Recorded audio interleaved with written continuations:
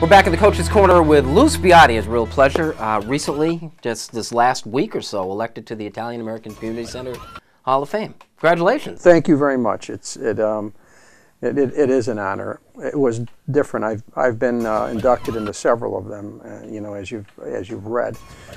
But this one was different because it spoke to a culture, a heritage that, for a lot of us, and those of us who were inducted, had influences in our life through our family and through that culture, be it even a simple thing like work ethic, that contributed to a lot of the successes that we've been able to enjoy. Now, we've been celebrating the success of Aquinas football the last several years. I mean, and they're right on top. They're there again. Now, you come from an era that actually dwarfs what we're seeing now, right? The Aquinas in the 60s?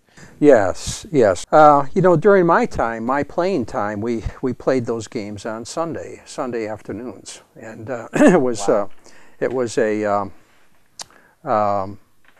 parade that went from Aquinas High School to the stadium on Ridgeway, and we would very, very often play in front of 15,000 people. We never played any local schools. We played some pretty phenomenal football programs, and in front of tremendous crowds. Now, you were good, right? Personally, you were pretty good. I lived and died my football experience, and I tried to do everything on the field. I was fortunate to play with some really good football players. They were every bit as good as me, and in some respects, in other ways, better. You were running back? I was a running back. Number? Yeah. 16, yeah. Which was significant because? Yeah, because of Hollander, yeah, Don Hollander. And, I emulated him. I thought that he was not only a great football hero, but a hero, period. And you got to see him play. I got to see him play, and certainly knew about him when he was followed his career when he was at West Point. A war hero, and Don Hollander, probably the most celebrated person in Rochester history. But I want to get back to your career now. Mission bout champion multiple times, national discus record holder, football playing, all the rest of this. When you look back on that career, what's the thing you're most proud of? Do you think? Well, there were a couple things in my life. I loved boxing. My father was an amateur boxer.